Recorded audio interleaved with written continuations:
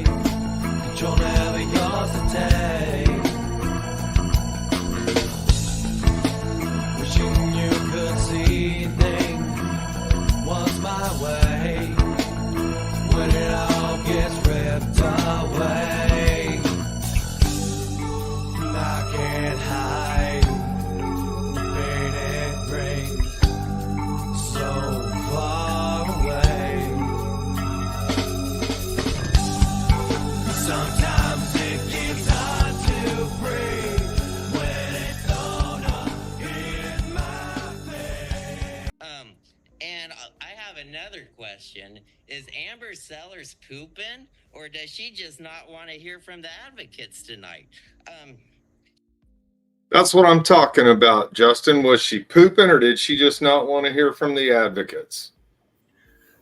Well, it might be a combination of both. And luckily, she put out a statement today that we're going to be talking about, where she tries to she tries to justify her indefensible behavior of not being there in the room there while general public comment is happening. She makes a point to get up out of the room when it starts, and so she has this statement that she put out today. Yeah, and I want to say just straight to Amber that I want to say, this is really screwed up. I was planning on being off tonight and not having to be out here, but you go and release some crap like this, really? Yep. So, here we are. Yeah. Now, yep, here we are. So over the last few weeks, now we already know that over the last few weeks, you and I have been questioning people and questioning how things are done in there, and even question them after the meetings. But she's got down here and she's talking about incidents, and she's talking about attacks she's experienced, and we can just go down from the top. As a public servant, she believes in the power of discourse. But it's obvious with her removing herself from the stage there. I don't know that she really believes in discourse. Well, this whole thing is it's gaslighting, and I don't like that word. I don't like using it, but in this case, it fits, and I'm finding that it fits more and more with a lot of the gaslighting that's going on. This is gaslighting here, and what Michael was talking about there. One of the things that's mentioned that she says in there is that, one of the reasons why she's decided to not sit there during general public comment is because of the threats that she's had, and also other commissioners. And so that's a very bold accusation right there that would require evidence. And so, everything's recorded there. And so, where's the evidence of that? And if these are threats, these are crimes. So has she submitted, I'm sure she called the police as soon as any threats happened, so she could report it, whoever it was, right away to whatever threats are going on there. And so, just produce the evidence there. That they tried doing this stuff a couple years ago, where LJ World or Lawrence Times, one of them, wrote an article with about Amber Sellers, one of the other county commissioners, and one of the females on the school board meeting, where they pulled the same stuff. People were going and speaking. Me and my group were going and speaking. And so they started to play the victim in their story, saying how, oh, we're being threatened there. And it's like, oh, really? Okay, so you're being threatened. Those are crimes. So can we get those incident reports? And who exactly is it? I mean, certainly that would make the headlines, right? Commissioner threatened by so-and-so and now is facing these charges. I mean, these have to be factual accusations. Otherwise, just straight up slander. She's just making shit up about, who she's implying in the meeting that's doing this. Well, and she talks here about coordinated campaigns of misinformation designed to undermine our credibility and sow discord among the community. And I got to be honest, that some of the lies that Craig Owens have been talked about, and she's gonna try to say that the citizens are responsible for misinformation. I mean, Craig Owens has been pumping lies so much that even the fire department was calling him out for it. Well, sorry, I kind of cut out there, but that's what makes it such a gaslight, is that she's telling whoever's reading this that we're the ones that are putting out misinformation while she's lying and saying that we're threatening her. And that's the reason why she has to get out of there. It's gaslighting, it's playing the victim, and it's political propaganda. It's all a lie, top to bottom. And I don't know what she's talking about down here about that seek to create an atmosphere of fear and hostility. I'm not interested in an atmosphere of fear and hostility. I'm interested in an atmosphere of where the political leaders in our town are actually concerned with the views of all the citizens and the concerns of all the citizens, and take some of those real concerns actually seriously and start to address them in a real conversation, because that's not happening right now. We're not having those real conversations, and they've been called out for that repeatedly. Yeah, I know. And so I'm pulling up the letter here and just kind of reading it as we go along as well. Finding I can't read it up on the screen that well. So okay. That's just me though. I have a small screen here. So the doc can't see so well. But she talks about the impact is universally harmful. Now, they're moving to silence free speech. This is basically what this is this is her tactic to try to aid in the effort to silence people. And she's making accusations here that they can't support. This is nothing more than another motion from Jill Gillette. I mean, is that what Amber's taking is she taking a lesson from what they're doing down in Elk County and just going to make some stuff up and try to throw it out in the record? And for the record, she put this out on her campaign Facebook page. So she didn't even put it on her campaign site as far as a news release or anything. She released it on Facebook where it would get the most traction for social media and things like that. There was a purpose to this. Yeah. And I'm trying to find the specific language that she uses in this, but it's along the lines of, not having to put up with the disrespect and how people are speaking in there.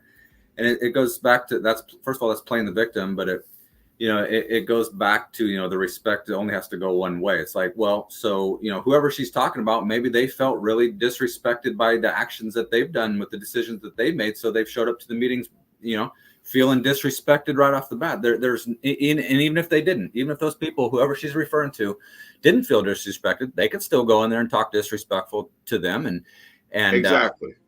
And so, but she's trying to, while doing this, going back to her appointment of Josh Seiden up to that board. So she still apparently can't even understand what actual, disrespect and creating an environment, a threatening environment towards me specifically. You have a guy that is shown to be so unprofessional there at work, dressing up as, loses his job over it. And she wants to appoint him to the board.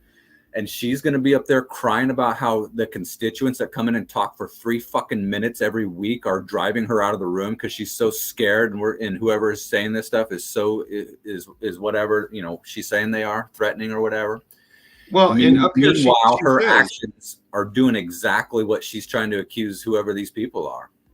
Okay, so up here in the second paragraph on this first page, she says, sadly, what was meant to be a platform for genuine community engagement has been co-opted by a small vocal group of individuals who present themselves as advocates for the community. In reality, their focus is self-aggrandizement, not the common good. Now, I'm going to take personal offense to that because many times, most often, when I go in there, I'm not bitching about my own problems. When I went in there about Anthony Kennan being abused by the police and nobody wanted to listen and they ignored me, that was not about me. And that was not self-aggrandizement. That was talking about somebody who had been abused. When I go in there talking about the homeless people, that doesn't do me any favors. I'm not getting anything out of that. And the commissioners don't listen to it anymore. So when she talks about that we present ourselves as advocates of the community, in reality, their focus is self-aggrandizement. Now, Doc, I know you don't do a lot of advocacy roles, but your primary advocacy role is the First Amendment and making sure that it is not infringed upon. And that's your role in this. Yeah, pretty much, and yeah, exactly. And so she is trying to spin a narrative there where she's making us out to be the bad guys, obviously, which is justifying her getting out of the room. But it just highlights how much of a coward she is, that she really just can't sit there for 3 minutes while the constituents listen to her. And then in order to make it seem like she's the good guy and wants to be there for the people that were there that night with, the homeless advocate, she's going to say, well, I would be, but it's those scary guys that are there saying mean stuff. And so she says the attacks I've experienced along with my fellow commissioners are intentional and targeted. Again, that's playing the victim and gaslighting. It's like, Amber, you ratified the ex-deputy district attorney's unprofessional behavior of dressing up intentionally targeted towards me specifically, and you were going to put him on a board that could have specifically impacted me at some point in the future if I were to bring a complaint in front of that board. And she's the one that's been attacked. She's exactly the one, and if she wouldn't have put him up on the board, I would have never even have said that she put him up on the board. This is all because of the decisions that she made in her elected role. And she's saying that we have to come in there and be respectful to her still, no matter what. Right. And effectively, I want to make sure everybody understands what we're talking about when we refer to her nominating Sidon. That was when she tried to put him on the Citizens Police Review Board in August when they were staffing up the city boards. This guy who had shown so much bias toward not only Justin, but other people there. Let's not forget, and I want to say it again, hashtag justice for Lucy. The way that family was treated by Josh Sidon was absolutely horrendous. And that's why he couldn't be appointed to that board. And, the thing about it is I'm the one that found out it was Amber that I got a hint from somebody else, but I'm the one that ended up confronting her about it and saying, hey, what are you doing? Why are you trying to nominate Sidon? And she acted like it wasn't that big of a deal, that she didn't understand how we could possibly be upset about that. And then how does she not understand how people could not be upset about the fact that he had been effectively fired? He was forced to resign from the district attorney's office for the way that he was acting toward the public. And now we're going to put him on a public board, and she could not understand why the public was offended by that. And that somehow she was above criticism or above any kind of critique of that decision, to the point where once she started getting called out for it. And, I went in there and I tried to, say, how about being in my shoes? What if he did that to you? And I described what she looked like. And, and so even despite that, she still does not, it does not register to her in that same way, that same level. No, we're not allowed to criticize Amber Sellers because she is, in fact, Amber Sellers. Yeah. So when the criticism comes towards us and she ratifies it, she's fine with it and doesn't understand it. But when when she gets it, then it's an issue, and she's got to get up out of the room. She can't even sit there and listen to the people speak. It's completely disrespectful. Exactly. It's entirely unprofessional. I mean, she's got to be there for the meeting. I mean, so to be clear, she's not even up on Zoom. So she's done it twice the last 2 weeks. And each time I seriously thought she had left the building. I had no idea where she was. Like she's went into a room, but I thought you could exit out of there. And I thought she was gone until after the meeting. I'm like, oh, there she is. Like she couldn't even hop on a fucking Zoom call to do that. And so that starts to raise some issues then. So can every commissioner now do that same thing? Can they release a statement and be like, "Oh, I'm so scared in there that I'm going to go sit in the room back there while the scary citizens talk." And so what are we going to be? All 5 commissioners are in a room where we can't see them. We're just talking to a fucking empty fucking room there with nobody looking at us or even registering to them. And then at that point, if we can't see them, are they even having a meeting at that point? You know, can they meet privately like that? Because that's what she's doing. She's privately sitting in a room, supposedly watching. That's just what she said, but who knows? Well, and we're not able to see her. So is she in fact attending if we can't see her, if the public can't see her there? I don't know the answers to those questions, but let's take a look here. This is the last meeting that Amber actually showed her face in that meeting room. And this was on August 13th. And this is the meeting that we went live in. And this was where Josh Shaky Hands Seiden was up for that Community Police Review Board. And we're looking towards the end of the meeting here. And again, the reason we're looking towards the end of the meeting is because they had moved public comment to the very end of the meeting as a means to shut us down and silence everybody from talking and basically get rid of all these people that they didn't want to hear from. And unfortunately, since we are still there, the only option Amber has left is to just disappear from the room. Yeah, and so basically what had happened, just to kind of explain to people who are wondering the format of the city meeting, is that general public comment used to happen very early on in the meeting, and you could typically get in and out of there within 30 minutes if you went in there and spoke. Well, as a way to deter the public and me and Michael from going and speaking, they went ahead and did 2 things. They moved the general public comment to the very last item of the agenda, which pushes it sometimes hours into the evening, sometimes 10 o'clock, 11 o'clock. And then they also decided not to, or they decided not to broadcast the general public comment. So what happens is the meeting starts and it goes along all night, and then it goes to general public comment, and they announce that we're about to stop live streaming our broadcast, and so they stop broadcasting, and over there on the right of the room there, you can see that guy sitting there. That's the city manager, and behind him is the attorneys and stuff. They all get up and leave and go to the back room there.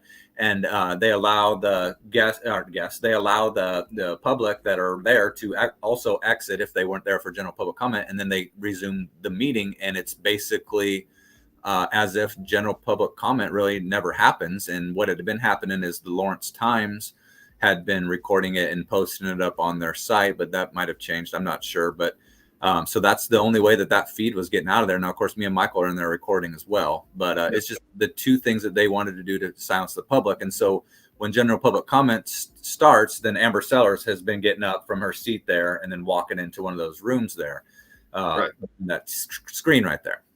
Yeah. Now, this is the end of the meeting. And we basically, I brought this one up because I wanted to show people what they're basically calling our threats and our harassing behavior. And this is towards the end of the meeting. And I know this is the one where you were in there talking to Mike, and I'd already walked out of the building. Well, I really don't know what they are referring to as threats and harassing behavior. I have no idea. She's so unclear on it, but also implies so much that, like the words spoken in there, she's taking as, some sort of, enough of an affront to her that she's not even going to be in there. She's so physically bothered by it. She's just got to get out of there, And as if she didn't know signing up for the job entailed free speech from the citizens that might not like what the fuck you're doing. Exactly. That's nothing different that Mary Ann Hoffman has said. That's nothing different than other people have said at the Douglas County meeting. And it's nothing different. Exactly. It's nothing different than the Benghazi Rabbit has said on his channel a number of times. And we just happen to have him with us tonight. Rabbit, are you there? Yeah, I was pooping all over your basement. Oh, yeah. I mean, well, did you find Amber down there? No, I didn't, but I found the scrap she was eating earlier. Oh. So, yeah. Well, what's your take on all this, buddy?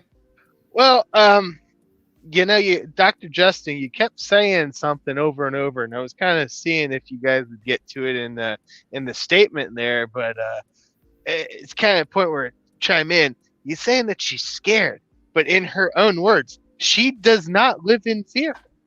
Right. Apparently you're not that scary. You're fat shaming her too much, and she can't deal with it. Yeah, she that's a great point. She clarified she's in fact not scared, really. She said, "Let me be clear, I'm not scared." Okay, so what's the issue then there? Amber, did you get your feelings hurt there? Did you? Is that what this is about? Got your feelings hurt? So you're going to run to the back room while those pesky citizens critique your job in the public? Well, and it's very interesting, the timing on this, when she starts receiving critique, not just from us. These past couple of weeks on the Lawrence beat, those fellas have been critiquing her a little bit. And then there's been a lot of questions about why she wouldn't come out and admit to appointing Seiden to the police review board, or at least nominating to him. She wouldn't come out and admit that she had done that. And she stalled out. And I think a lot of people are calling her out, and I think she can't take the heat. I think that basically is what this comes down to, is she just can't take the heat for the political job that she signed up for and she asked to be elected for. Remember that. She asked for this job. She asked to sit up on that dais and be the target of the anger of the citizens if something's not going right. Yeah, exactly. And so she can't stand it, and so she's out of there. And she's just so full of shit. I'm just reading that line right there. It says, Lawrence is a city built on respect, inclusivity, and a shared commitment to progress. And I just think, like, a couple weeks ago, I went in there and I spoke right after you, and you had talked about the Community Police Review Board, and a couple speakers before you, Josh Seiden himself pled his case his entire time about the Community Police Review Board. And then when I followed you to speak, I mentioned the Community Police Review Board, and Amber Sells calls a point of order and says I can't speak on that because it's already been spoke about in the meeting before. I'm like, well, why is it that Michael can speak about it? And Josh as well. I didn't mention that, but why can Michael? And I just read that bullshit statement like that's complete disrespect towards me specifically. It's a lack of inclusivity. It's called excluding. It's called discriminating against me. And Amber, and you're the victim in this one. To explain that one to me, Amber, please. I'm all ears. How you're the victim in this. Well, and here's the other one. Once she came out and was chomping over there in the corner and having her snacks and being inappropriate in the meeting room. I mean, if you're going to have snacks before a meeting, you should be doing that in the back at a conference table or something, just sitting there eating or something before you come out. You don't come out and hang over there and chat it up with the audio visual guy where the public can see you. And we just happened to catch her on film doing it. And, I wonder if that's not part of what she couldn't handle as about the criticism. Oh, I'm sure, and that's the point I was trying to make. Is like it's a-okay for her to endorse someone that has publicly criticized me in an unprofessional manner, and it's a-okay. But as soon as I go in there and say, "Hey, Amber, why don't you try putting yourself in my shoes?" and then explain, how if I were to make fun of her, I'd she's a fat woman, so I mean, you'd have to stuff your shirt full of pillows and get it accurate, right? I mean, Seiden got my stuff accurate, so I explained that to her, and she's got her feelings hurt, I imagine. So, well, welcome to the club, there, Amber. I mean, you seem to be perfectly fine with Seiden doing that to me, and then you're going to appoint him to a position where he's supposed to be unbiased, where he clearly showed bias towards someone. And how much further did she look into? You mentioned justice for Lucy. I mean, just questionable after questionable things. And yet she is still coming out as the victim in this and not even aware that she might have upset people about that. And this is even beyond, other things with their other policies. Doc, that's that lack of self-awareness that you've mentioned repeatedly, that she just is not self-aware of what's going on around her and how her voice and her actions are impacting that. She's notorious. Oh, no, but she is. As you can see, she is self-aware. She's self-aware to can only care for herself, and you can see that she's like, did something wrong here, time to scurry back to my little burrow. She's self-aware for her own interests, not for any of y'all's. No, she's notorious for, and I've been calling her out on this for years, is she'll go in there and she'll speak and think that she's speaking so intelligently, like practically she's the smartest motherfucker in the room, to the point where it seems like she's just lecturing us poor peasants in the audience there. But meanwhile, everyone's just sitting there going, what the fuck is she talking about? She makes no sense whatsoever. So she lacks that self-awareness to be able to be like, I need a little humility. I know I'm using these pseudo-intellectual postmodern words up here about inward-facing and outward-facing critiques and shit like that. And man, she goes on and she tries to sound so smart that everybody in the room is like, what the fuck are you doing? Yeah, that's the lack of self-awareness right there, and the lack of humility. They go hand in hand. Well, and at the last tax meeting, Probably when low she self-esteem came out too. and tried to educate everybody on the taxes, Oh, it's and no, she had no read of the room whatsoever. That was just absolutely incredible when she did that. dude. The following Monday, me and Michael went to Elk County and spoke at the commission meeting there, and they were doing their mill levy as well. And Michael broke it down and explained it to everyone in the room on the fly, off the top of his head, from the back of the room, spontaneously, and just and explained it perfectly. And Amber Sellers couldn't be bothered to get a Wikipedia entry downloaded on her computer there to read for us all dumb shits in the audience. And so I think she'd been working on those notes the whole meeting, because she was obviously doing something other than listening to all those people talk, or else she would have had a clue not to actually pull a stunt like that. Oh, I know. Well, and another thing, along the lines of just not having a clue how the meetings go, I was informed by staff there that the point of order isn't even, they don't even follow those rules, the Rogers rules of the meeting. And so technically her calling a point of order is a disruption of the meeting, and especially while she's doing it while people are speaking. In particular, I've been speaking, she's tried to call a point of order, and that's not even meeting procedure. And so that's just another thing she doesn't even know, but is up there like acting as if she knows everything about everything. Well, and the whole reason she wanted to call that point of order is because you were talking about her and she didn't like it, and she needed you to stop. Well, yeah. So what it was is I said that that Amber Sellers was the one that nominated, because it hadn't been of course the papers didn't release it, so it wasn't known like publicly. I mean, in terms of the whole city, there were other people reporting on it, and so I just called her out on it. As soon as I called her out on it, she moved for a point of order, some lame ass shit saying I couldn't talk about something that other people had just talked about. That's fucking discrimination, and it's clearly retaliation, clear as day. And then she come out with this like this and say that now she's the one that's being wronged up there. Give me a fucking break, Amber Sellers. And give me a break, anybody that believes it. Anybody that believes this or sees her side of it, like, give me a break. Really? You'd have to justify your reasoning on that. Well, I think anybody that does buy into it, they do need to come out to public comment and see what's actually happening in the room. And if they're going to buy into that, there's nothing I can do for them, because what's happening in that room is obvious. And Amber Sellers is basically trying to win the argument by putting out this letter saying that, oh, now I'm the victim. I'm the one that's being attacked. This is all an attack on selected individuals, and I just happen to be one of them. So we have to make these mean and threatening people stop, or else our government is going to cease to exist. Well, I'm sorry, Amber Sellers, our government, for your beliefs anyway, the way you look at it, our government was founded by mean and angry and threatening people who were tired of being taxed and misrepresented. Yep. And if it's exactly right, man. And if the local papers there had any ounce of journalistic integrity, the Lawrence Times and the LJ World, they would see that and they would go to Amber, because they have a channel with the commission, and be like, oh, threats, really? So who was threatening you? What's the police report? And then if to follow up, then they'd go over to LPD and be like, can we get the reports on these threats that are happening to our political leaders here? That shouldn't be happening. And then they would report, okay, these are the threats. Or they would come back and go, well, Amber Sellers released, they would write an article that said Amber Sellers released a statement that said she's been getting threats, but LJ World followed up on it with her and LPD, and neither one of them could produce anything. So we have reason to believe that that's not accurate. But they won't do it. It's a slam dunk kind of story you could get at either threats. Well, it doesn't fit the narrative, Justin. It doesn't fit the narrative. Right, exactly. But wouldn't the community want to know you got this fucking liar up there just lying her ass off because she doesn't want to sit there and listen to the community talk to her, and she's supposed to be the people's champ up there, but she can't even sit and listen for 3 fucking minutes? It's a terrible look. Yeah. And she's just getting ready to go work for the Harris campaign is all. Probably. Wouldn't doubt it. Let's see over here. I'm pulling up something. This is the Lawrence beat,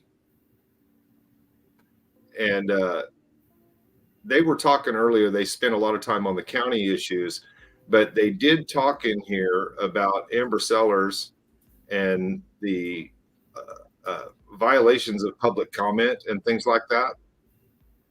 And if you notice the title down there, it's the Hypocrisy and Gaslighting by the Douglas County Commissioners. It's not just happening in Douglas County, it's happening at the city level as well. Well, although I'm glad that the Lawrence Beat is reporting on the stuff that's the silencing that's going on there, but it's almost like they lack self-awareness too. And I know John McDermott's watching as well. But talk about gaslighting. There has been severe.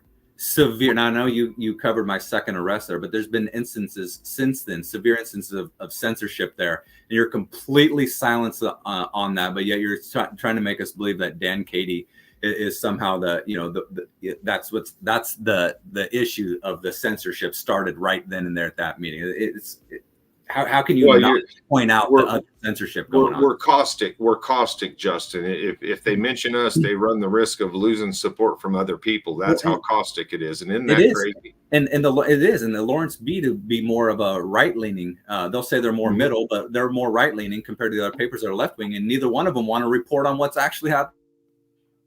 Well, my thing is I'm happy to but they know talk something's about wrong, so they'll show up. But they won't show the other stuff that's happening time and time again. And then they act surprised when they go to the meeting, get their microphone turned off. It's like, it's almost like if you would have been reporting that these instances were going on, maybe you could have stopped that as well. I wonder if you have a role as a journalist, all of them, Lawrence Beat, LJ World, all of them. I wonder if you have a role in that to stop the government from censoring its citizens, whether you like them or not. It goes back into journalistic responsibility. Do they have it or not? I don't see it. Obvious Chris Conde doesn't. We went over that at the last meeting, that the Cone v. California confusion that he has really isn't that difficult. But I'm happy to talk about the Lawrence Beat because they're actually showing some stuff here and they're getting into details and things. Now I'll also say that they're silent on the actual violations that are happening in there. And if we're actually all going to enjoy the rights and privileges of the First Amendment, we're all going to have to fight for them. And the idea that the association with somebody can get you canceled around here, that has just blown my mind. And so if you don't like the caustic nature of what we're saying, it's obviously not illegal. It's obviously not something that they're able to jail us for or throw us in prison for, because it is a constitutional right to be angry with your government and express that to them. It is a constitutional right to be angry with the things that they're saying, the things that they're doing, and the way that they're holding people down. Right. Yep. And it needs to be reported on. It needs to be reported on, and it needs to be reported on by more people with a louder voice. Lawrence Journal World, you guys are the print media that gets around. Lawrence Times, I don't know why you guys are so hands off of this. You're showing public comment, and that's great. It's great that you're providing that outlet for the people to be able to see that. But where are you at on defending that right that you live and breathe under? Is it your access with the city? And I know things about different things because I used to work with some people that were involved in this stuff. And I know that there's a leverage with the city. And I know that if the Lawrence Journal World or the Lawrence Times or any of these larger media outlets that have access with the city, if they don't toe the line and report the narrative, they'll lose access. Very much in like you and I have. Do you think either one of us is ever going to get a meeting with Craig Owens to ask any questions? No, not going to happen. Well, never ever say never ever. Things change. You never know. But and Lawrence Times, man, they haven't even reported on the county lawsuit. So the way the sequence went is I filed the city one. A month later, I filed the school board, and they reported on both of those. And I filed the county. They still haven't even reported on it, as if it hasn't even happened. So you have lawsuits that involve the commission and the sheriffs and the sheriff and deputies of unlawful arrests, of censorship at meetings. They haven't even reported on it. It's like their readers wouldn't even know it existed if they're not getting it from anywhere else, which they're probably not. So they're oblivious that their rights, that there's stuff going on at these meetings that are involving these elected officials. And again, it goes back into the journalistic integrity and responsibility, and having a backbone and having courage, whether you like the fucking storyline of it or not. Tough shit. The story's the fucking story. And Conde wants to hide behind, we can't make the decision on, we're not attorneys. Well, you're making the decision to not report on it. It's the same thing as making the decision to report on it. It's a judgment call. Well, and it's nice how he won't defend our rights to speak, but he'll sure report that affidavit that the police wrote out. And without the other side of that story. And if you, like we said the other night, if you take a story to him, he's going to want all this corroboration and evidence to go with it before he'll even touch it.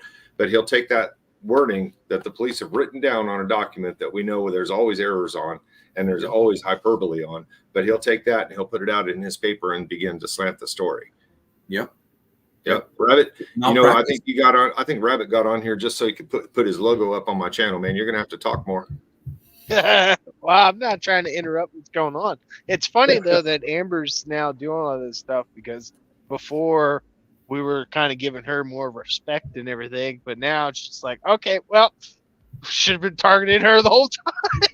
Well, and that maybe was my fault. I gave her a little respect watching her try to get the meeting back on track as far as process goes, and I thought she actually knew what was going on and how to do it.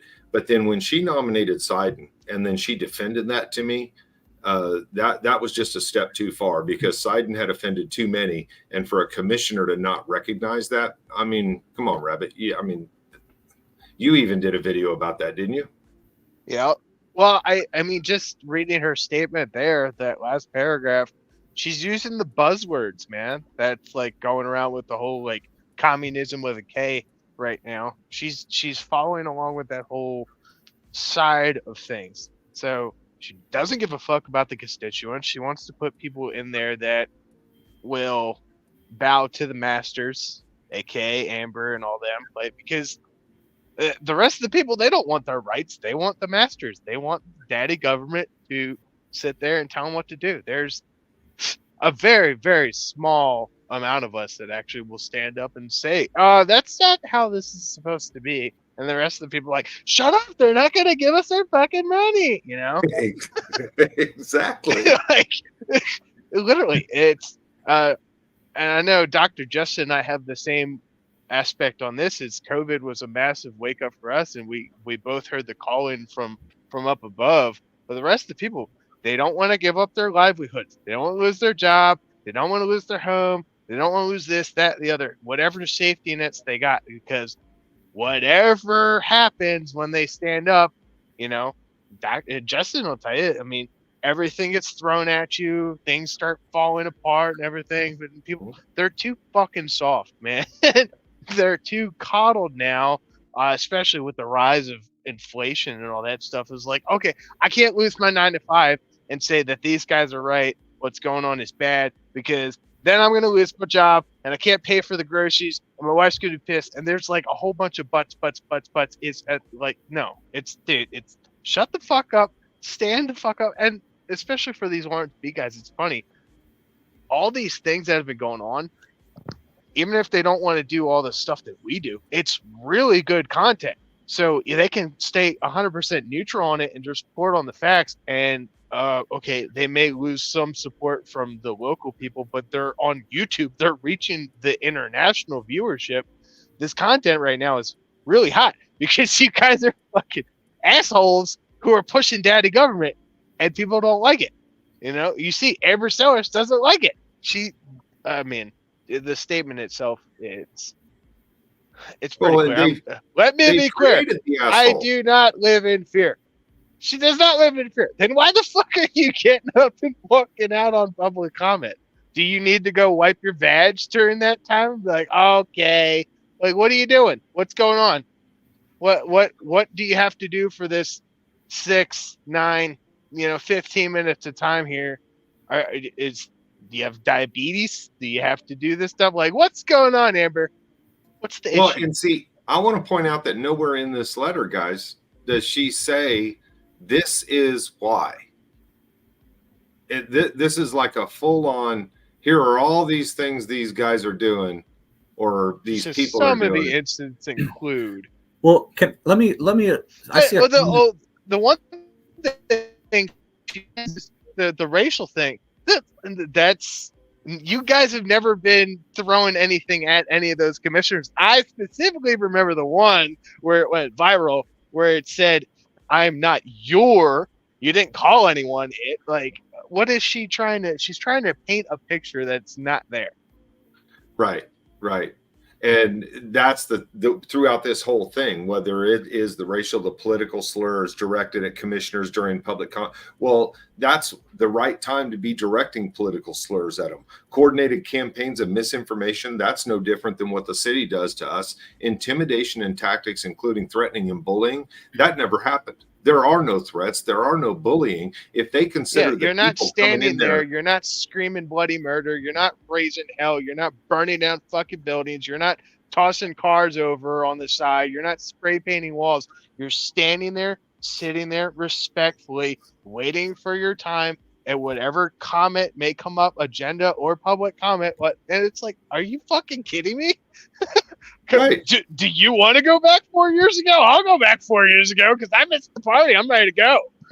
Well, and how many of them are going to go run and hide in the back room next week when I take a pitchfork to the meeting? Because I found out from both LPD officers and from the sheriff's department that there aren't any laws against carrying a pitchfork to a meeting around here. So really, I mean, Yes.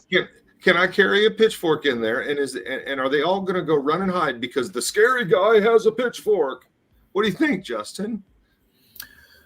Well, I don't know. I wanted to address something here because Rabbit had said something there about standing up and you can lose everything. And someone commented in there, said like, "Oh my gosh, did he just tell us to throw our lives down the drain to do what he does?" And it's what I was saying all along when I was protesting and saw everything that was happening to me for doing that and losing everything as it was happening.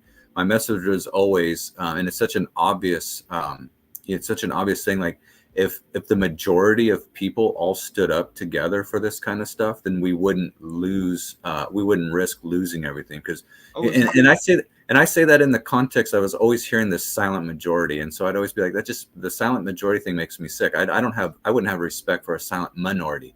But if you're the majority, you cannot be silent, because then the people that do want to go and speak, then they lose everything and they throw everything down the drain is what it looks like.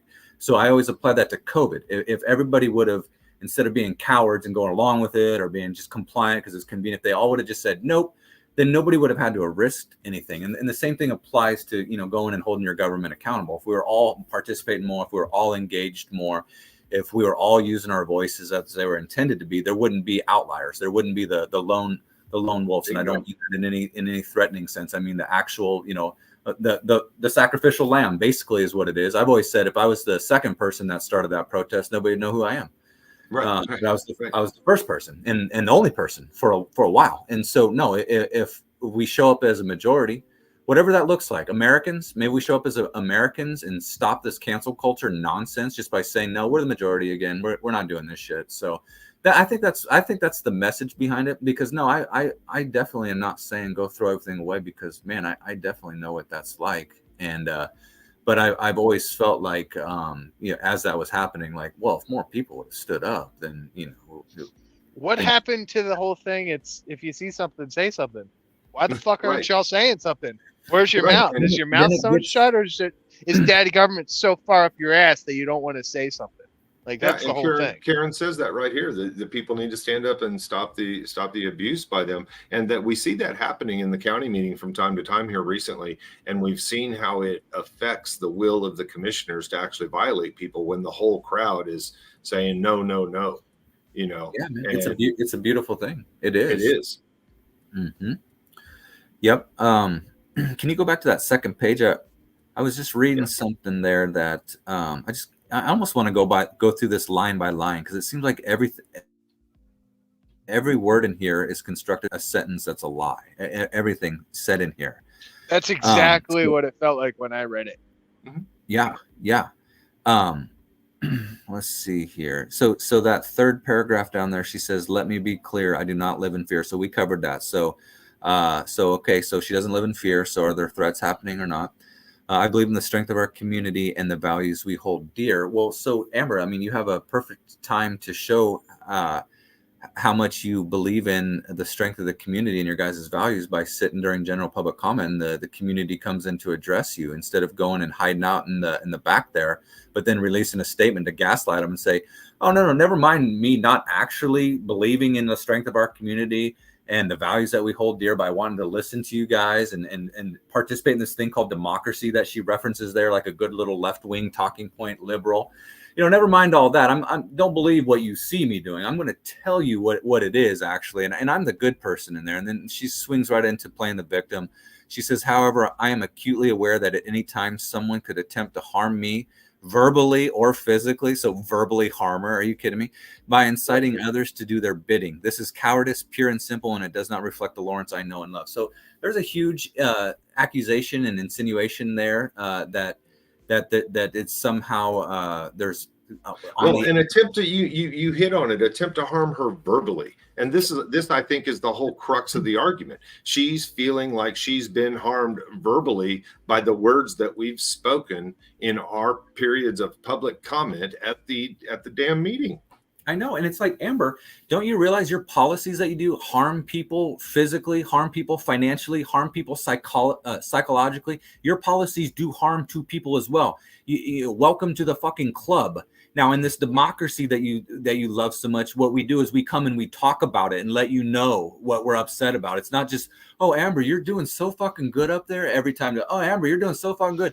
You're so fucking smart, Amber. I listened to you talk for 10 minutes straight and I understood everything you're saying. You're so fucking smart. No, it doesn't need to be that way. And then that last sentence in there, the total gaslight. She says, this is cowardice, pure and simple, and it does not reflect the Lawrence I know and love. So no, Amber, the definition of cowardice, again, is you getting up and leaving from the meeting and going and sitting in the back room because you're too afraid, even though you start off by saying you're not afraid. No, you are. You're afraid to sit there and listen to the community talk to you. And in particular, a select few is what you said. So at a minimum, you have to sit there for what, 6-9 minutes a week and listen to that. Mm-hmm. And so you are the definition of cowardice. The definition. And that's her empty chair. That she leaves that chair there while the people are talking. Matter of fact, we're with the stuff we're talking about here, we're the opposite of that. We're just talking about how we're the community doesn't show up in numbers to speak, and we do. But yet she's saying that we're the cowards and that she's the brave one by running to the back room and hiding, not listen to words. Are you kidding me? Total gaslight. I think it's funny that she said that you guys incite others to do your bidding, but is it like by definition, isn't that what her job is? To have others to do what she fucking asks? Who are we inciting? Don't you have people do your bidding for you, Amber? And who have we incited? So really, I was just going to say, she's going to need some evidence to back that up too. Whoever she's talking about, like, well, what is she talking about? And she's living in a make believe world. She's saying hypothetically, well, she is. She's saying no, she is. She's saying hypothetically, I feel like at any moment, me or the commissioners could be attacked. And therefore, because of that, I'm taking steps. Like, what in the world are you talking about, Amber? She's working with Tom Cruise in pre-crime, bro. Oh, bam. Right. Yeah, this is a completely hypothetical based on her feelings out of nothing. And it's used to justify her getting out of her job to sit there and listen to the community. And then she has the audacity to call us fucking cowards. Well, that's her deflection. That's her lack of self-awareness.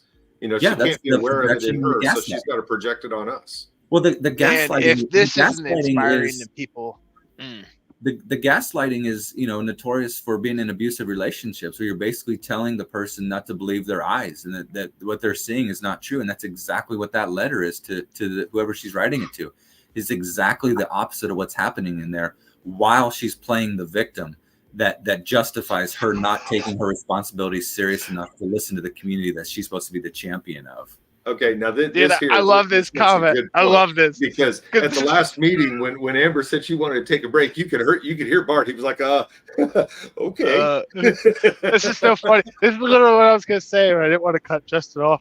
It's just, if this whole situation is not super inspiring to any fucking people out there that like to make memes or do dark humor, this pig is giving you so much gold right now to just make some fucking memes. Well, here, grab you a screenshot, folks. Grab you a screenshot. Put the piggy nose. Put the John Walker piggy nose on there. Unfortunately, I don't have that one queued up. Damn it. Well, there's also the one where she's caught there eating in between the meals in her big old yellow shirt and her big old glasses, looking around the corner there. Oh, damn. This thing came out this afternoon, and I got an email or a text message from somebody letting me know it happened, and then I started letting you guys know. I was like, "What the hell is she doing here?" And I didn't even have time to grab any good memes, but there's so many of them, guys. Enjoy yourselves. You could just go to town with this letter. Yeah. Yeah. And then let's see here. I think we covered that last sentence there. So another gaslight, that last paragraph, second sentence. My decision to participate in public comment from an alternative location is not an act of retreat, but a stand against the toxicity that threatens to erode the foundations of our democracy. So hold on, there's a lot there, but so when she says her decision to participate, that's a lie. She is not participating. She's doing the opposite of that. We can't even see her. In fact, I didn't even know she had. I thought she had left the building that first time and the second time as well. So that's not participation. Participation in a conversation when you're listening is you're sitting there and you're looking at them and you're doing certain facial things and cues and nodding and maybe showing yourself. She is not participating in it when she gets up and walks out of the room. That is a complete and total lie right there. I mean, even when she stuffed her fucking face, she was participating in the comment. She was participating by stuffing her face and nodding. This is some really good chips. Oh, this was a really good chip. Let me get that up. She was but now, spot on. Well, and then she further gaslights and says it's not an act of retreat, but a stand against the toxicity that threatens to erode the foundations of our democracy. So that's running. Whether she wants to call it retreat or not, she's running away. Well, yeah. So that's every talking point from the postmodern mumbo jumbo left wing right there. But yes, you're right. So that is an act of retreat. There's no other word for it. That is, you are retreating. Let's back up, though. She says we're better than the behaviors we've witnessed. Now, if there was any behaviors involved in this, those behaviors could be punishable by crimes. That's exactly right. There are no behaviors. This is all about the words that are spoken. That's another gaslight. That's another technique that all these they do to defend themselves. They take speech and try to make it into behavior, and then they try to criminalize it, but they can't do that. That's unconstitutional, and that's what she's trying to do right there. There are no behaviors. Otherwise, like you said, they would be, first of all, you'd see them, there'd be evidence, and then secondly, that there were crimes, they would be crimes. Right. And they're waiting for a reason to get out of there. Bart is anyway. So as soon as they had a crime, they would surely act on it. They'd have the police move to, take action on it right away if they could. Well, and dude, and LJ World would report on that. They'd be like, "Oh, those, crime down there at the meeting." That would be. Yeah, they would. One of their reporters actually participated in trying to make me questioning Courtney Shipley outside and calling him a pussy for not being able to report everything. They tried to make that into a crime, like I was threatening to him and I assaulted him or something. Yeah, so that stuff they'll report on. But when the city, the city is doing stuff, they're like, I don't even know what's going on. It's basically what they're saying there. And then she talks about it. So her going to the back of the room, out of the room, is somehow taking a stand. So retreating in cowardice and hiding in the back is somehow taking a stand. Is that what we're supposed to believe? That's the example of what it means to be brave and to be fearless, is to run away from whatever thing that you don't like. You're going to run away from it and hide. So that's the first thing you think of? Yeah, that's taking a stand. And then so what is she talking about with toxicity? That toxicity that threatens to erode the foundation of our democracy. So that's a total gaslight too. So the guys that are coming up there to exercise their First Amendment rights are the ones eroding democracy, while meanwhile I'm refusing to participate in them listening while they exercise their rights and critique my job. I'm out of there. I'm supporting democracy, and they're the ones that are against it. It's a complete fucking lie. It's a complete gaslight. As you read that, if you're believing her, you're a moron. You just have to be a moron to not see the difference. That's the only way that she can justify any of this, is by trying to turn it all on us and blaming us for the fact that she's not in the room. We're blaming she has that victim mentality naturally. She naturally has that victim mentality. And I don't think it's just you and I, because Chris Flowers has been a little rough on her. There's other people that have gone up there and called her out for other things. So maybe she just can't handle any of it. And then that next sentence continues. She says, I remain committed to serving the people of Lawrence with integrity, transparency, and courage. So let's break that down as well. So as far as I can tell, she's broken her commitment by not staying throughout the meeting and showing herself. which goes into the integrity of, she signed up for a job getting into it. She ran that. She knew she'd have to sit there and listen to people speak. And then the transparency. So again, it's like, so getting up and going into a separate room where we don't even know if you're there or not, that's transparency. That's somehow letting people know the democratic process at work is by hiding in the back with no camera or anybody seeing you. So, okay, transparency, Amber Sellers? And then again, courage. We just went over that. That's the opposite of courage, hiding in the back because of words that you don't like when you're supposed to listen to people talk is not courage. That is guys, did you hear that? I think I heard a piggy choking. Officer, can you perform a welfare check in the back? I think there's someone choking. Holy crap. Yes.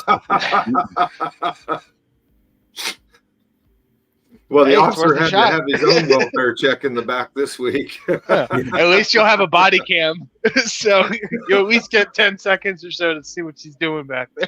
Well, we'll never get to see that anyway. You gotta put a toilet flushing sound over, like her coming out of the room. She's there, like Chris Flower said, taking a shit. Yeah, I like what Chris. And I have another question. Is Amber Sellers pooping, or does she just not want to hear from the advocates tonight? I swear to God, I think she was pooping. Yeah. She likes the advocates. We talked about that, man. She's always held herself out to be this huge person for the underclass and always fighting for the people that are downtrodden by the big machine and everything. Well, I mean, it looks like she's now a part of the big machine and she's enjoying that. So that whole thing about being the fighter against the big machine's over with. And that's what I'm saying. Well, that's why she's going to poop. I hope people see through that. But my guess is, so like basically what happened at the last meeting is that a lot of the homeless advocates and homeless showed up to speak during general public comment as well, but she was in the back. And so what happened afterwards leaving the meeting, one of those homeless advocates there is, basically he's falling for Amber Sellers is talking to him, and he's basically just like A-okay with it because she's now stopped and talked to her instead of being access. That's the access. Right. Yeah. And so that's good enough for him. Like, that's good enough for him. Never mind that she's actually not fighting for the cause because she's hiding in the back when you're there to speak to her and being completely disrespectful to you and also being disrespectful to the position and disrespectful to the community. But as long as she, pats you on the back on the way out, and that she has spoken to you, you somehow feel good about that. No, those are things that you should be holding her accountable for. Well, that's learned in high school. Man. That's like the coach slapping you on the ass and saying "good game." Right? Yeah. Well, we can't be that. These people can't be that duped. They have to be like, oh, okay, hey, wait a minute, hold on. What you're doing still isn't right. You might talk to me after me, but you really still need to be out there. And I'm fearful that there's this large segment of people there, and Lawrence in particular, that just don't think critically. So who knows? But total gaslight. Let's see here. What else? We said all those. Now, how long do you think this is going to last, though? So, look at this. This is a complete gaslight. So she says, I will continue to listen to all voices in our community, but I will not allow a few disruptive individuals to undermine the work we are doing to make Lawrence a better place for everyone. So let's just get that straight here. So if you're not listening to, in particular, my voice and Michael's voice, you're not listening to all voices in the community. And then another gaslight there, the disruption. So like I was just saying, that one time I went up and spoke during general public comment, and I was just going along just fine talking. And she disrupted me while I was speaking, said, point of order, you can't talk about that. So who's causing the actual disruption there? Well, during my protected 3 minutes that you've allotted for the community, you've intervened and said that I couldn't talk about something when other people could. So you've actually proven yourself wrong on both of those. So you didn't want to hear my voice, but you could hear the other two voices saying the same thing. So false there. And you were the disruption. I was not disrupting anyone, but you did it yourself. And I think that in itself undermines the work that you're supposed to be doing to make Lawrence a better place. So I think you need to look in the mirror first there, Amber, and realize that the problem is you and the way that you're sitting up there conducting these meetings in a discriminatory manner and not being willing to fulfill your role as commissioner to sit there and listen to the people speak their minds. You've opened up the meeting for that, and now you've decided not to. And one last thing is that it's also opened up the door for the other commissioner to take this coward route too. I mean, Lisa Larson, are you next to say, oh, I can't stand the words. I'm going to join Amber in the back. And then so once now they get, 3 of them back there, is the meeting still official? Can they have quorum if we can't see them? Are they all sitting back there plotting and scheming and we can't see them? I mean, is she the only one that gets to do this now, or do they all get to do it? Well, that's a good question. And, now that she's come full force with this, and especially with this last statement here where she but I will not allow a few disruptive individuals to undermine the work we are doing to make Lawrence a better place for everyone. Now I want to focus in on undermining the work that we are doing to make Lawrence a better place for everyone. When I found out that she is the one that had nominated this is how I found out, guys. This is how I found out that Amber Sellers had nominated Josh Seiden to the CPRB. I said, some think that you nominated him. Can you confirm or deny? And she tried to beg that off, that she was just with family and that all nominees had to be voted on. And I explained this to her. I tried to explain this to her. Seiden is a harm. And again, this is a person who just got done saying that all we do, we're the ones causing the harm. But here I am arguing that Seiden has been a harm to families across the city. And this isn't me. He's never harmed me directly, but he damn sure harmed Lucy's family. Again, hashtag justice for Lucy. I want to make sure to say that as much as we can, because that's a big one on Seiden. But he's harmed all these other people. What does it take for our leaders to act like they're actually invested in some sort of real police reform? And these are things that I was asking her. But when she tries to categorize us as the people that are being unreasonable and the people that are the ones that are the problem, people doing stuff like this are the problem. Again, sorry you feel bothered by me and that you can't even sit through meetings anymore. But you're the one that's failing to acknowledge the trauma you cause on the people by simply naming him to that agenda. That was the insanity of this. And so what does she expect? So let's say from that family, what does she expect? How are they supposed to address her if they're upset about her nominating him? They have to go in there and be of the utmost respect to her. Why in the world would they have to do that? And why in the world would she expect that they have to come in with a certain amount of any kind of stance towards her, given her decision right there to nominate that piece of shit right there, Josh Seiden, that did horrific things to that family, and yet she still has the expectation that family's not entitled to come in to be at least upset, disrespectful, voicing their concerns. I mean, what is Amber Sellers looking for every night? Just nothing but gushing stuff over her, no matter what. I think she can expect a lost vote or two out of that family for sure from the way this happened. Let's hope so. And one other thing I want to point out about this is this is real journalism here. So when Michael, he got those and he sent them to me, and I, of course I believe him. And so the next meeting is when I was able to tell Amber. Meanwhile, Michael had also sent that to LJ World. They sat on it and then came back to him later and said, that's not enough evidence. And sure enough, it turns out that it was in fact Amber Sellers. She went ahead and admitted it. And in all clarity, I didn't send LJ World this whole thing. I gave Chris Conn a snapshot of her acknowledging it, and that should have been enough for him to ask some questions, and he still refused some questions. Yep, that's right. He didn't send all that, but he sent enough to get LJ World to do the fucking story that she's the one that broke it, and said it was all post hoc. It was afterwards. Lawrence Times and LJ World both reported that Amber Sellers admitted to it. Well, yeah, Amber Sellers, like a week, like when it happened, it was like that day. Like we knew about it for some days, and LJ World did as well. And they absolutely refused to even not speculate, but investigate, ask. I guess I don't know. Well, they asked, but they accepted the no comment from everybody instead of pressing it like, hey, we need to know which commissioner nominated this guy, and here's why. They wouldn't even take up the mantle of saying this guy is harmful. He's been harmful to the other people in the community.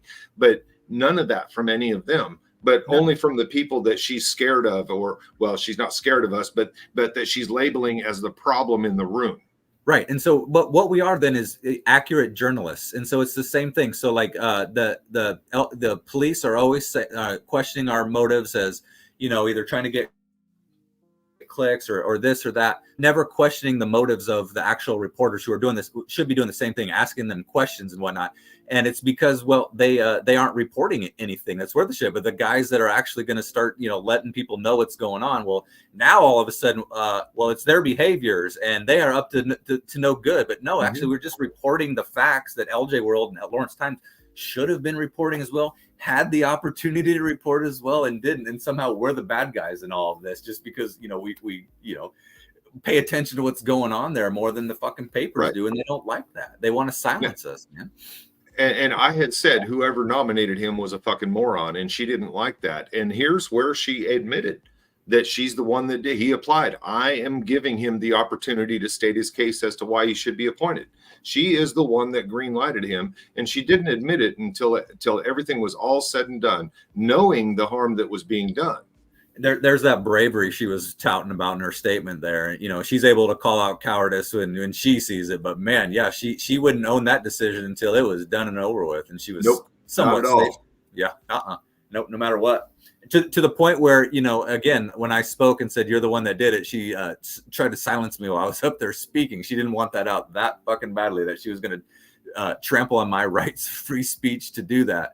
That's how bad she didn't want it to get out there. And for, good reason. It was a fucking stupid mistake. And then, or not mistake, it was a stupid decision. And then she's demanding that we can't be upset about that. Nope, can't be upset with me about it. Nope, it's all you guys. I'm out of here. It's your fault. That kind of shit. Right. And she tried to turn it around as though I was being unreasonable by arguing against Sidon so vehemently. Yeah, she didn't see it. She didn't see it. And so that's why, I had to give her the example. Hey, Amber, you definitely would not like it if he was mocking you like that, but the difference obviously she doesn't like people mocking her, because now, she's just not going to be in the room anymore because she's afraid you're going to mock her again. Right. Yeah. But according to her, that's bravery. She's being brave by not sitting there. She's out of there, and that's bravery. So. And right here, she ignored the bias that Josh showed against you. And Josh made a choice for all that. We've said that before, that he could have stayed back in his office and stayed completely out of that. And then when Sarah Swain approached them all there in that church when they were having that open conference during the DA's race, some of the things that she talked about the way Josh acted in the office, those things should really make people question what was going on in there under Suzanne Valdez's watch. And there probably needs to be an investigation after she's out. But the fact that she couldn't recognize the trauma in the community just by seeing his name.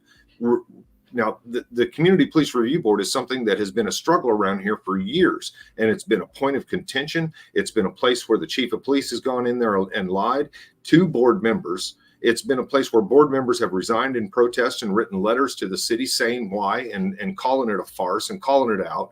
And then we had this recent DOJ event where everybody that showed up, it was basically an NAACP event that only had all the right people in town and a whole bunch of cops in there, basically chasing their narrative, trying to put a good spin on police trust with the community. The problem is right immediately after that trust exercise that the LPD had just gone through, which I still say was a bullshit exercise that wasn't ever going to get us anywhere. The first thing this city commissioner does is nominate that asshat to be on the Community Police Review Board. I know that board needs to be your just everyday community members that would look at it in an unbiased fashion, not the guy that just came out of the role that has demonstrated just time after time of his bias, and being connected to that community to the point where he's basically just kind of moving, to the side, sideways and still being connected. He's like, now I'm still in a position where I can, help turn a blind eye to some of the stuff the police got going on. And Amber Sellers did not see that, apparently, how that would impact the bias, let alone him dressing up, let alone those other things. Just the fact that, he's going to come straight out of that job and supposed to review these complaints in an unbiased fashion. There's not a chance. And he touted his work on working on the Brady policy for the DA's office. But the problem is when he comes out and they blamed everything on you, they tried to make this all your fault, and he can't stand for what's right as the DA, what's right and wrong. And he can't even keep himself out of the controversy like the way he got into it. Again, that was his choice to do all that. He made those choices. You mean when he came out filming? When he came out filming, when he came out dressed like you, and the whole thing with the deputies out front having a good time, and Valdez was out there too. I'm surprised that she didn't have to forcibly resign. What's up with that? Well, they exactly. Well, he talked about gaslighting. He tried to gaslight that whole scenario, and Lawrence Times, lockstep and in tune with him, went ahead and wrote the story after he got fired there for dressing up as me. The headline of the story was tempted to meet hatred with humor.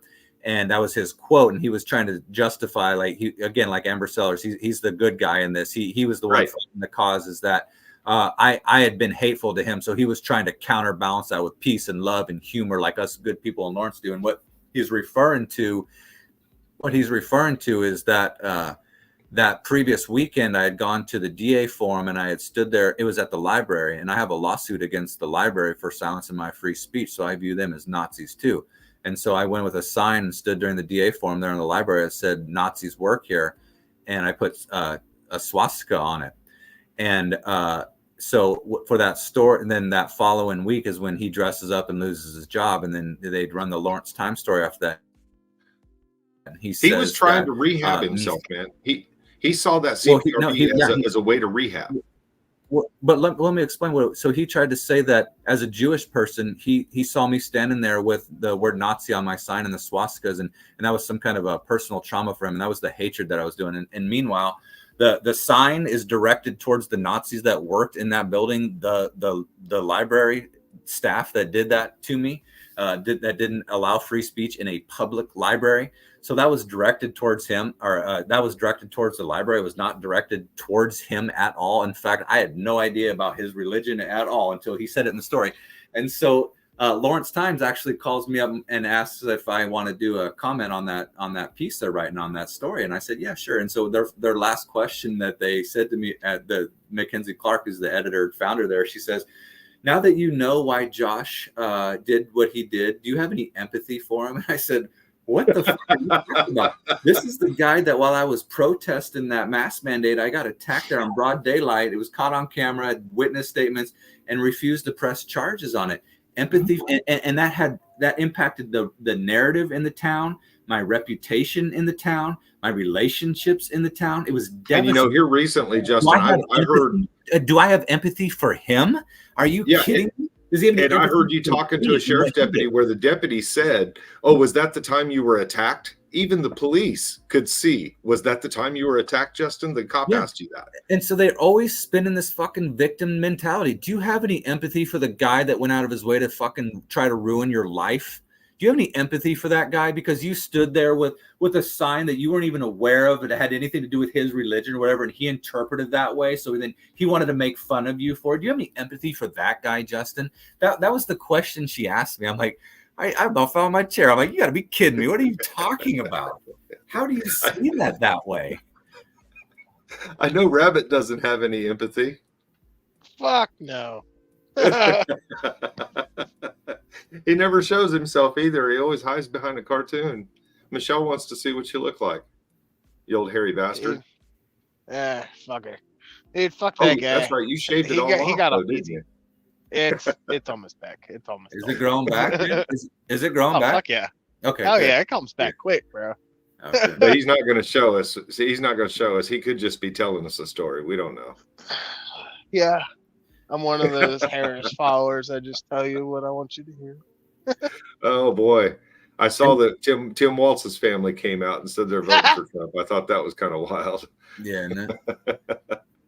Hey, can you put the first page back up? I'm not sure if we were wrapping up there or not, but I know we just pretty much went over every line of that second page, and we pretty much could do the same thing on the first. Justin's into this one. The thing is I think a lot of people are going to be talking about this over the next few days because she's really made one hell of a statement about herself with this thing. Yeah, so that opening paragraph, and I don't think we've read this word for word, and I don't think we've covered everything there, so I don't think this is going to be rehashing it. But she says in that second sentence, the opportunity for residents to voice their opinions and concerns is a cornerstone of our democracy and a vital part of my role as a commissioner.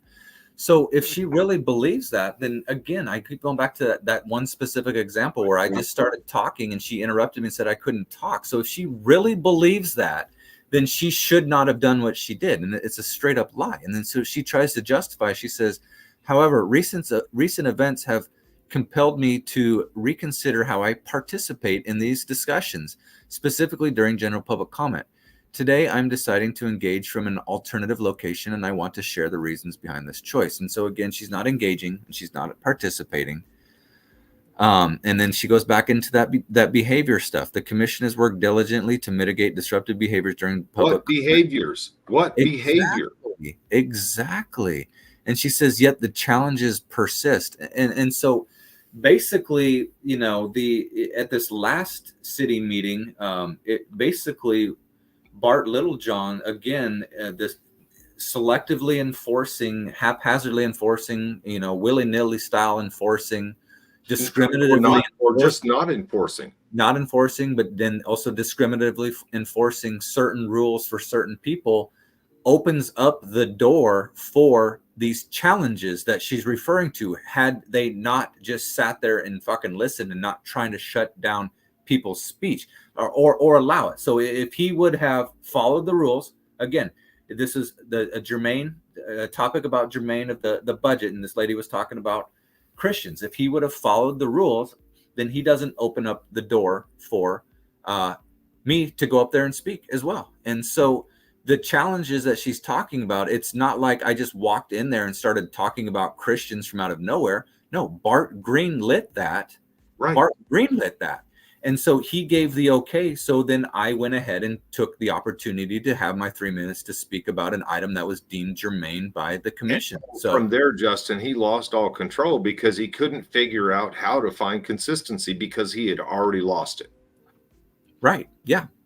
And so now they're doing this rope-a-dope, you know, sleight of hand stuff and trying to say that these behaviors are what these challenges we're facing. And it's like, oh, really? If there were some behaviors, then you could like direct the police to. They have all the power. They have all the power. Yeah, but if you're talking about the behavior of us sitting there listening to the meeting take place, if you're talking about that behavior, I don't know what the problem is. If you're talking about us going up there during our 3 minutes and speaking, I don't know what issue that is. That's free speech. But if you're talking about your behavior of preventing me from expressing my rights, yeah, that's a behavior there. That's an issue. Well, maybe it was my behavior calling them out for saying that we couldn't clap or that the signs.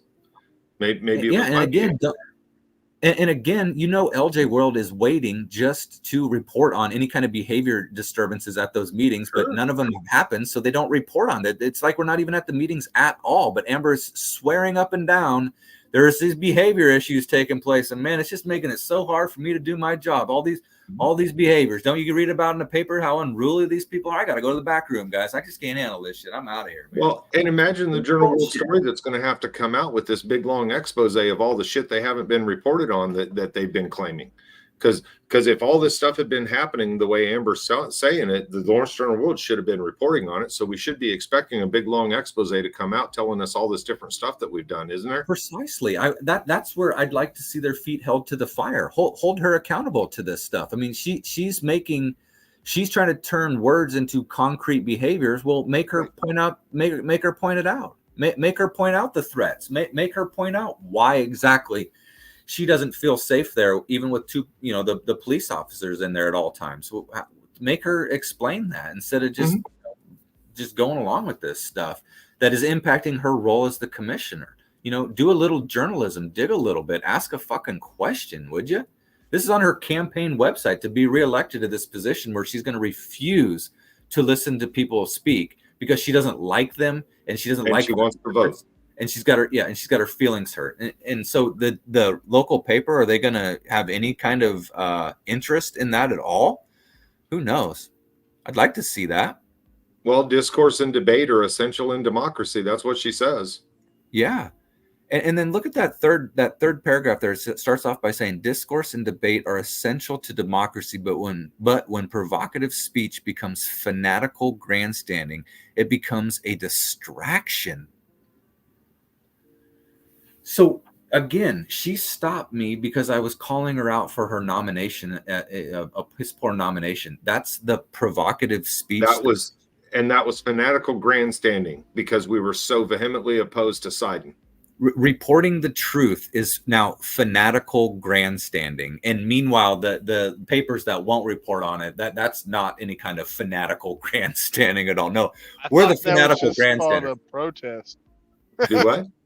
I thought that was just called protest. Well, that's kind of what I was thinking. I guess now protesting is called fanatical grandstanding. So yeah, and then stop molesting my fanatical grandstanding. Well, and a true protest out on the street corner by its own very nature is meant to be a distraction. Mhm. But that's not what's happening inside that commission room. Well, you're trying to change minds. And so not only are they restricting my voice, but they're restricting the hearer, the listener from hearing. They're violating everybody's rights when they stop me from speaking. They're violating everyone's rights when they stop someone from speaking, because they're not allowing you to hear what should be allowed to be said. So, and you can't hear that, then you can't change your mind. And that's why you have to have free speech, because then it starts to influence people by not getting at what could be considered the truth. They don't get to hear that. So it violates everybody's rights. Well, and they've gone further than that, Justin. They've gone further because now they not only can't hear it, but you can't see it. This is the public comment from this week that's up on the Lawrence Times website, at the Lawrence Times YouTube page, and they've got the camera the whole way through pointed at the commissioners here with Amber Seller's blank chair. So you're not even seeing who the public commenters are. I can see up on the TV screen over here in the corner that it's you right now. And that's another huge concern. It's a huge concern. I mean, what if you're, what if you're hearing and vision impaired, and it just affects the way, you have no idea who's even speaking. You are essentially not part of the process.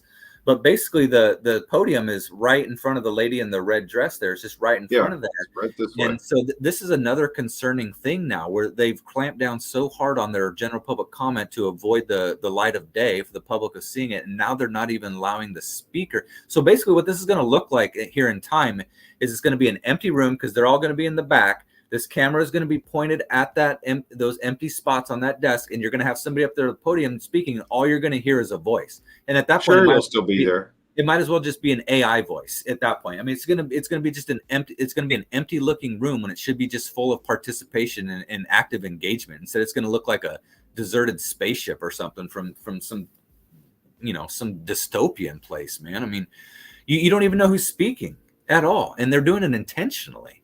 Right.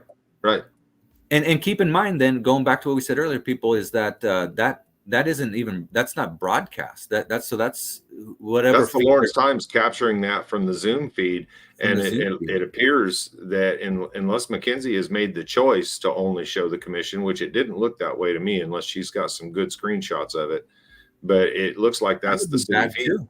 That would be bad too. If as a journalist, we really probably need to find that out. Is it the city that's reducing the view, or is it McKenzie that's reducing the view? Because McKenzie, if you're the one that's reducing the view, it doesn't change anything, because I still have my footage of everything that went on in there, and so does Justin. So it's not like you're inhibiting anything. Yeah, and we're delivering the story. We're delivering the story and getting views on it. Well, let me go back to that real quick, and Rabbit, you chime in here, because the one thing that I was looking at on this, and let me make it big, is Sherry Reedman's name down here in the bottom. Because I've noticed that when I try to zoom in on a certain part of a video, that it'll kind of look like it's faded out. And this one doesn't necessarily look like it's been faded out, like it was zoomed in on. So basically, the Zoom meeting, it would look like there would be a whole bunch of participants, and is Lawrence Times? Yeah, you would clip out just one of these. Yeah, that's pretty clear, though. That's what I'm saying. That's what I'm thinking, that this looks like it might have been the full screen view of what was actually going on. Well, only McKenzie and the city's going to be able to answer that.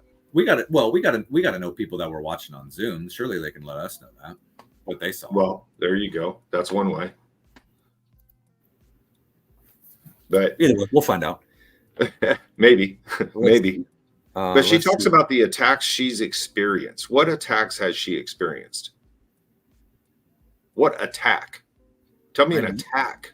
I know. And you're a moron. You're a fucking moron for nominating Sidon. Is that considered an attack on her that she can run away from?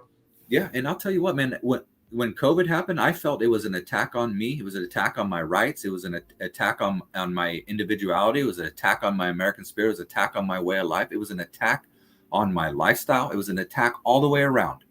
So what are we even now? Is it an even playing field now?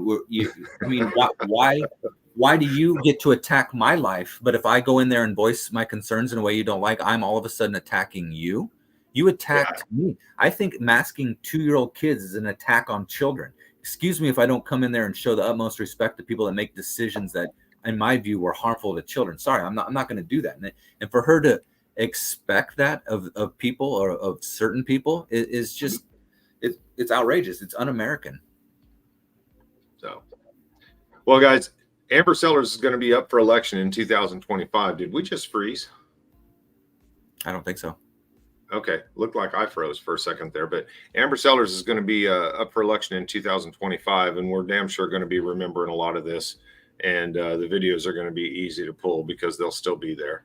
And I'm going to just tell everybody right now that if your commissioner anywhere decides to remove themselves from the room when the public's speaking, then you need to question that commissioner's commitment to their actual duties, because their duty is directly to the public. They are a representative of the public. And that just can't be allowed. And the rest of you out there in Lawrence and in the surrounding area that have some input on this, I sure hope that you guys are excoriating her over this, because she needs to understand she needs to be in the room listening to the people at all times, period. It's that easy. Amber, you need to be in the room, and it's not our fault that you chose to nominate a disgraced former deputy DA that displayed his bias over and over and over, and you couldn't accept the harm that was going to do to the city by nominating him. And now you want to run away from the criticism for that? No fucking way, lady. No fucking way. And then lie to the community about why you're doing all that. And villainize the people that were upset with your poor choice and your misguided decision to even think of trying to help him rehab his name. What kind of underhanded arrangement was behind the scenes on that one? Did her and Valdez have something going on? Or did her and Seiden have something going on? There has to be something there, because nominating him was just beyond the freaking pale. Yep. Yep, I agree, man. Yep, well said. Rabbit, thanks for joining us tonight. I appreciate you coming in and sharing a little laughter to the scene. Yep, Well, appreciate thanks you. for sharing this communist who's exposing herself every day. Well, every day we Lawrence get to has see a always little bit been a more of liberal her fat bastion. self. Well, we Not anymore. Well, we appreciate you taking an interest in it and reporting on it as well from where you are. So that helps out a lot. So Yep. It's getting the word out there, and it's greatly appreciated. Yep. All right, guys. One last time. I love Chris Flowers. And I have another question. Is Amber Sellers pooping, or does she just not want to hear from the advocates tonight? God, I love that clip. It's funny. Mm-hmm. Justin, always appreciate you chiming in on all this stuff. I can't believe this happened today. I really can't believe she tried to dump on the people that she's supposed to be working for, brother. I know, man. I know. It's getting interesting. Well, we'll see what happens next week, because there will be a next week.